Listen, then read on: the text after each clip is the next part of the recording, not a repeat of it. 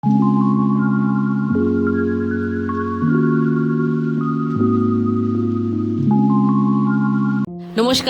কেমন আছেন আপনারা সবাই? আশা করছি ভালোই আছেন, আর আমরাও বেশ ভালো আছি। আজকে হচ্ছে মঙ্গলবার, 23শে এপ্রিল, আর আজকে হচ্ছে আমার বরের জন্মদিন। তো জন্মদিন উপলক্ষে তো সকাল সকাল ঘুম থেকে উঠে পড়েছি, আর বাইরে যা গরম, আর বিছনায় এমনিতেও ঘুমোতে ইচ্ছা করছিল না। যাকে ঘুম থেকে উঠে ব্রেকফাস্ট করা হলো বরের ফেভারিট ছোলার ডাল আর পুর ভরা লুচি দিয়ে। তারপর তো একটু বেরিয়েছিলাম বাজারের দিকে। তো বাজারে গিয়ে প্রথমে আমি খেলাম 1 কাপ চা, আর খুব তাড়াতাড়ি করে কিছু সবজি বাজার নিলাম, আর কি কিনবো ভাবতে ভাবতে নিয়ে নিলাম সেই বরের ফেভারিট মাটন। অল্প করেই মাটনটা নিয়েছি, কারণ আমরা দুপুরবেলায় লাঞ্চ করতে যাবো, আর মাটনটা করবো হচ্ছে রাত্রিবেলা খাওয়া হবে। তো সেই মতো আর নিয়েছি আম। তো সেই মতো বাজার নিয়ে চলে এসেছি। বাজার নিয়ে এসে সবার আগে বাজারটা ঠিকঠাক মতো গুছিয়ে রাখলাম।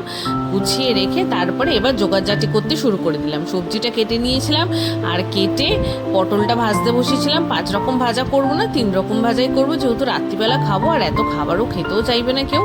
তো ডালটাও আমি এদিকে সেদ্ধ করতে বসিয়ে দিয়েছি, কারণ করব হচ্ছে আম ডাল। আর সাথে ছিল হচ্ছে পটল ভাজা, বরবটি আলু দিয়ে ভেজেছিলাম, আর ঝুরঝুরে আলু ভাজা। আমি ওটা দোকান থেকে রাত্রিবেলা কিনে এনেছিলাম। আমি গ্যাসে একদিকে ডালটা সেদ্ধ বসিয়ে দিয়েছিলাম, আর একদিকে পটলগুলো ভাজতে বসিয়ে দিয়েছিলাম। আর এইদিকে বরবটির আলুটা একটু চট করে ধুয়ে নিয়ে রেখে দিয়েছিলাম, কারণ পটল ভাজা হয়ে গেলে আমি ওই কড়াইতে বরবটির আলুটা দিয়ে দেবো। তো এইগুলো গুছিয়ে নিয়ে তারপর আমি একটু হাত খালি করে মাটনটা ধুয়ে মেখে রাখলাম, মানে ম্যারিনেট করে রাখলাম। তেমন কিছুই দিইনি মাটন ম্যারিনেট করতে। মাটনটা একদম পাতলা সিম্পল ঝোলই করার ইচ্ছা আছে, তো সেই জন্য খুব বেশি একটা মশলাপাতি আমি ব্যবহার করিনি। প্রথমে মাটনটা একটু ধুয়ে নিলাম, তার মধ্যে টক দই, আদা বাটা, জিরে বাটা, লঙ্কা গুঁড়ো, নুন, হলুদ, সর্ষের তেল দিয়ে ভালো করে মেখে নিলাম। ও তার মধ্যে কাঁচা লঙ্কাও কুচিয়ে দিয়ে দিয়েছিলাম, টমেটো কুচিয়ে দিয়ে দিয়েছিলাম, আর পেঁয়াজ যেটা ছিল ওটা আমি কুচো করেই দিয়ে দিয়েছিলাম। তো এইগুলো দিয়ে মাটনটা মেখে ফ্রিজে তুলে রেখে দিয়েছিলাম, কারণ আমি রাত্রিবেলা রান্না করবো, এবেলা রান্না করবো না। ওই জন্য ভালো করে সর্ষের তেল দিয়ে ওটাকে মেখে ফ্রিজে তুলে রেখে দিয়েছিলাম। আর এদিকে আমার ডালটাও হয়ে গেছে মোটামুটি। ডালটাকে এবার আমি ফোড়ন দিয়ে দিলাম আমার কাঁচা আম দিয়ে আর কালো সর্ষে দিয়ে। আজকে পাপার জন্মদিন বলে মেয়ে স্কুলে যায়নি, তো মোটামুটি ও ঘুম থেকে উঠে পড়েছে। এবার ঘুম থেকে উঠে পড়ে শুরু করেছে ঘুরতে যাব, খেতে যাব, মানে ওর স্পেশালি মেন অ্যাট্রাকশান হচ্ছে খেতে যাবো, মানে লাঞ্চ করতে যাব। তো সেই নিতে খুব নাচানাচি করছে। তো আমাকে বলছে তাড়াতাড়ি করো তাড়াতাড়ি করো, তোমার জন্য দেরি হয়ে যাবে। এই সব করতে করতে ওকে আমি দিলাম হচ্ছে একটু ঘুম থেকে ওঠার পর, মানে 1 পিস কি 1.5 পিসের মতো লুচি খেয়েছিল, বেশি খেতে পারিনি, আর আমিও খেতে দিইনি গরমের চোটে। তারপরে আমি করেছিলাম হচ্ছে একটু নুন চিনির জল, মানে ওই নুন দিয়েছি, লেবু দিয়েছি, আর গুড় দিয়েছি। নুন চিনির জল করলাম, করে ওটা সবাইকে দিলাম।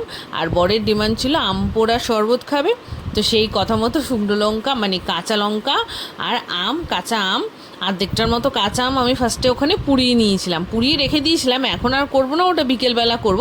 তো এইবেলা আমি পুড়িয়ে রেখে দিলাম, আর গুড় দিয়ে এখানে আমার শরবতটাও রেডি। তারপর ঝটপট ফ্রেশ হয়ে নিলাম, মেয়েকেও স্নান করিয়ে দিলাম, তারপরে পুজোটাও দিয়ে নিলাম। সব কাজ মোটামুটি ঘরের শেষ, এবার হয়ে নিলাম রেডি। তো রেডি হয়ে নিলাম। আর এই কুর্তিটা আমি কিনেছি মিন্ত্রা থেকে, খুব ভালো কুর্তিটা, কটনের না, বাট খুব ভালো, কমফোর্টেবল। বেরোতে বেরোতে অনেকটা লেট হয়ে গেছে। তো এবার আমরা রওনা দিলাম লাঞ্চ করতে।